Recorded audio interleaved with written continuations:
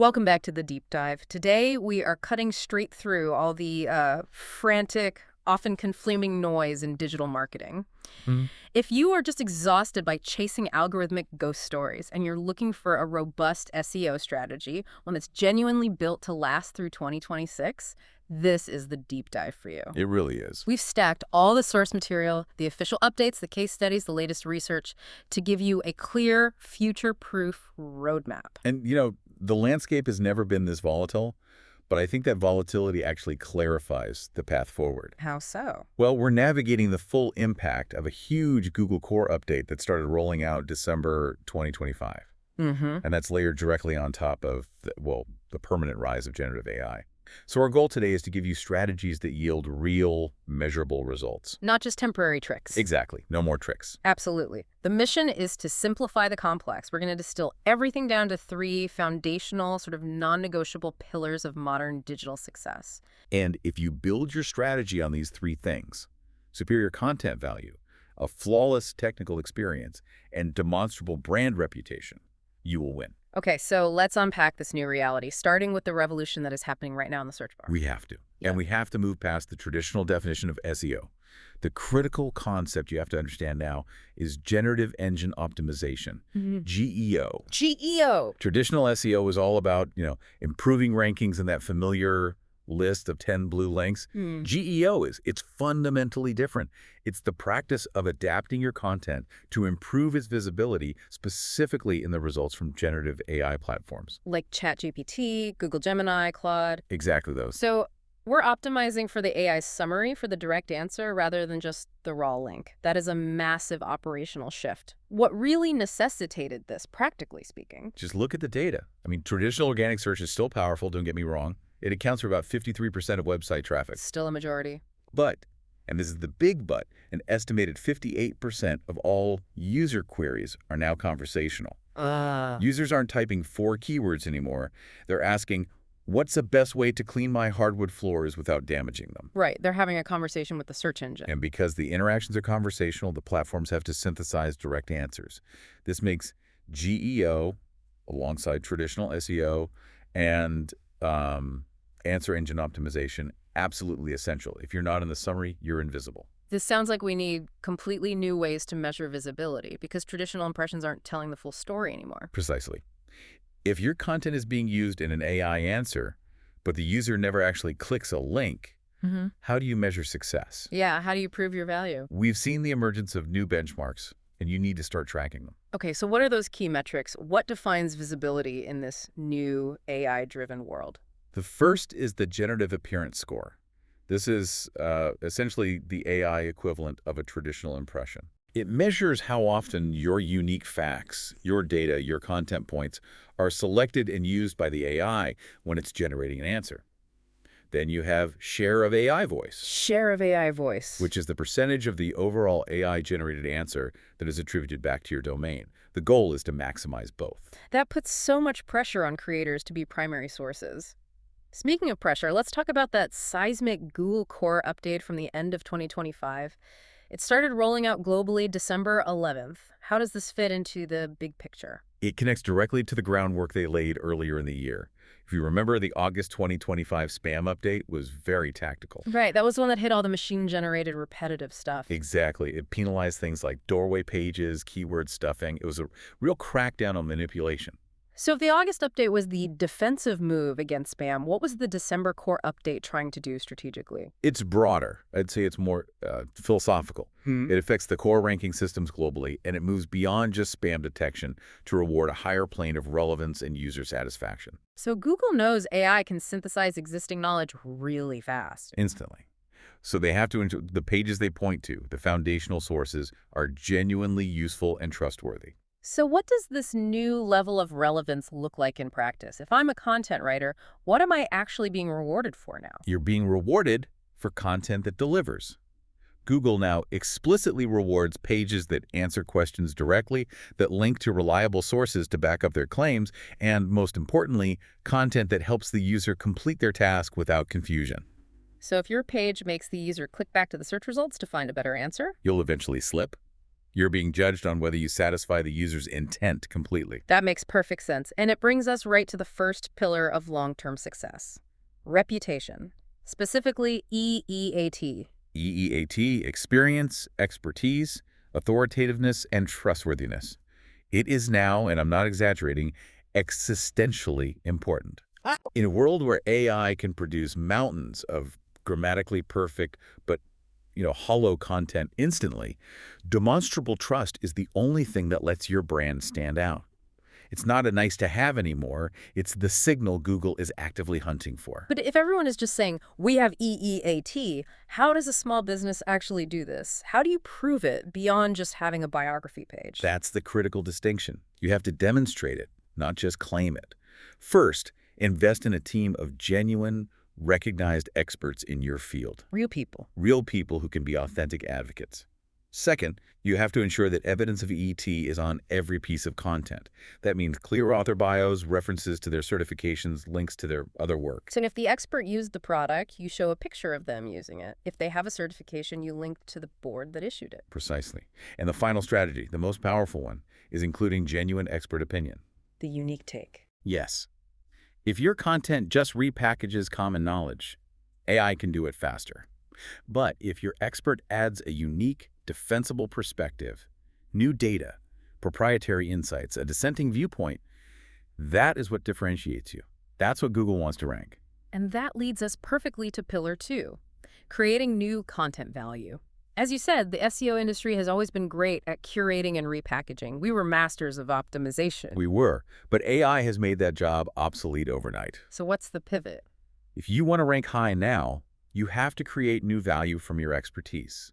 Stop thinking like a content marketer who summarizes and start thinking like a publisher who conducts original research. So you're creating new knowledge, something that literally did not exist before you published it. That's the key. That seems like a massive resource burden for a lot of companies I know. Yeah, what does that look like for a business that sells, say, complex software? It means taking your proprietary customer data, anonymized of course, and publishing an industry benchmark report. It means surveying your customers about their pain points and publishing those unique findings. It means exploring the niche angle that your competitors ignore because it requires too much specialized knowledge. You have to be the one with the answer nobody else has. You do. And this content strategy has to support a shift in your whole sales funnel approach too. We've always been obsessed with targeting users at the bottom of the funnel right before they buy. And that's not enough anymore. You have to move higher up the funnel. You have to support the user through their entire journey long before they're ready to buy. Because if you only target those transactional keywords, you're competing against everyone at the moment of decision. But if you provide useful expert content when the user is just identifying their problem at the very top of the funnel, you optimize for brand preference and recall.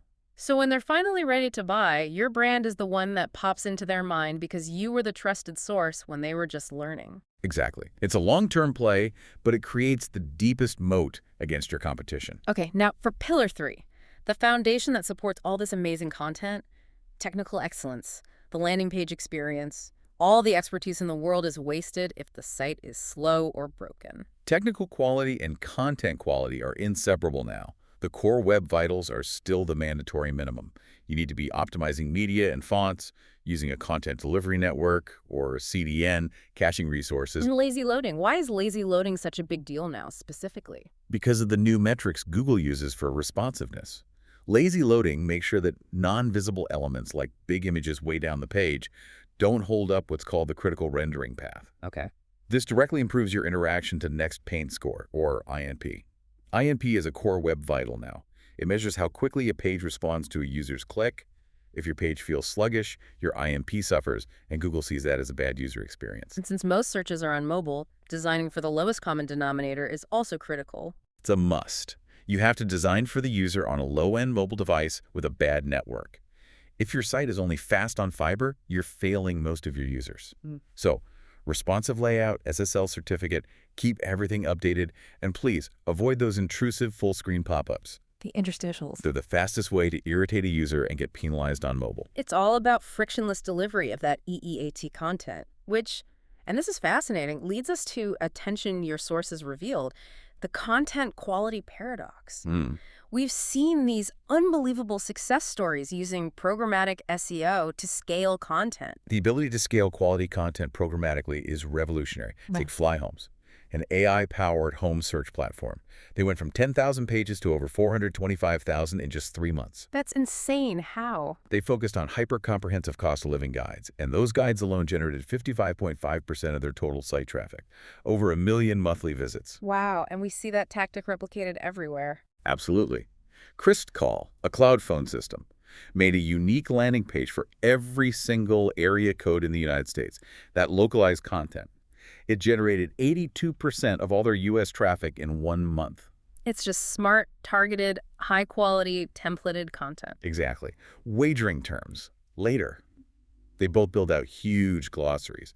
Later's 200-plus page glossary generated 60% of their total traffic. So these are commercially optimized powerhouses. But here's the paradox from the health research.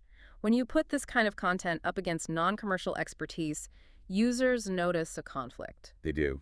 This specific study classified health web pages into 2 groups. Optimized, which were typically commercial or journalistic, and non-optimized, which were often from public authorities, government bodies, university clinics. Non-commercial, basically. Right. And the findings reveal a huge difference in how users perceive trust versus how search engines rank authority. Okay, what was the critical difference in how people perceive these sites? The study participants, both laypeople and experts, rated the non-optimized pages, the government sites, the university hospitals, significantly higher for perceived expertise. Higher than the optimized commercial pages. Much higher. And their reasoning was so instructive. They explicitly cited the competent and reputable appearance of the website operator as a reason for trust. And they criticized the optimized sites for the presence of advertisements and an apparent non-objective commercial focus. So this means the content that users explicitly see as having higher expertise is actually ranking lower in Google. That is the core paradox. Despite being perceived as having higher expertise, the non-optimized pages had a lower average rank on the results page, an average of 40.72. The commercially optimized pages, they had a significantly higher average ranking of 35.01. The implication there is huge. It suggests that high-quality, high-expertise, non-commercial content, which often doesn't have the resources for heavy SEO, is constantly at risk of being outranked by optimized commercial content. It's a huge risk. It could lead a user seeking critical medical information to a less expert source, all because it was better optimized. It really highlights the tension between commercial optimization and genuine public benefit. Let's make sure we cover the essentials that bridge this digital strategy with the real world. For businesses with a physical location, local SEO is everything. For any business with a physical storefront or a service area, local SEO is non-negotiable. It's your immediate credibility signal.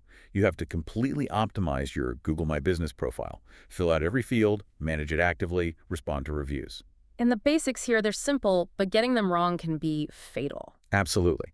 The foundational rule is absolute NAP consistency. Name, address, phone number must be identical everywhere. Your GMB, your website footer, every directory. Inconsistent data confuses search engines and it confuses customers. And create local content. Yes. Blog posts about local events, community support, neighborhood guides. Signal your relevance to that specific geographic area. Okay, finally, let's wrap with a rapid-fire list of those essential maintenance steps. The on-page checklist to make sure we're supporting our content with flawless delivery. On the technical maintenance side, generate and submit an XML sitemap. Use a robots.txt file to tell Google what not to crawl. Compress all your images. WebP format is great. And please set up automatic file and database backups immediately. Your safety net. It is. And on page, the last step before you publish that high EEAT content, what wins those featured snippets now? The strategic use of schema markup.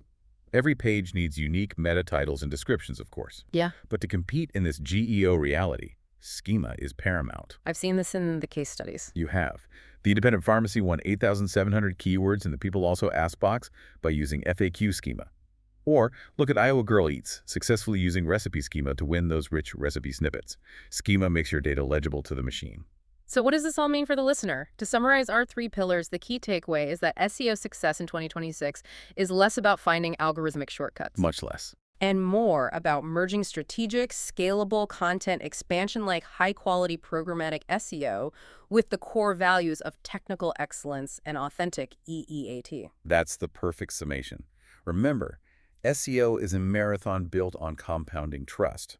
not a sprint trying to exploit temporary loopholes. Rankings are not earned overnight. Quick fixes rarely work. Focus your resources on thoughtful, consistent improvements based on what your users actually need. And that brings us to our final provocative thought for you to think about after this deep dive. We revealed that non-optimized web pages, like government or non-commercial sources, are perceived by users as having higher expertise, but they're actively outranked by commercially optimized content. This creates a critical informational vulnerability. So this raises a really important question for you to consider. Should search engines and regulators prioritize the visibility of content from these non-commercial, high-expertise sources? Or is the responsibility entirely on those non-commercial producers to embrace the complex demands of SEO and GEO to ensure critical information remains visible to the public?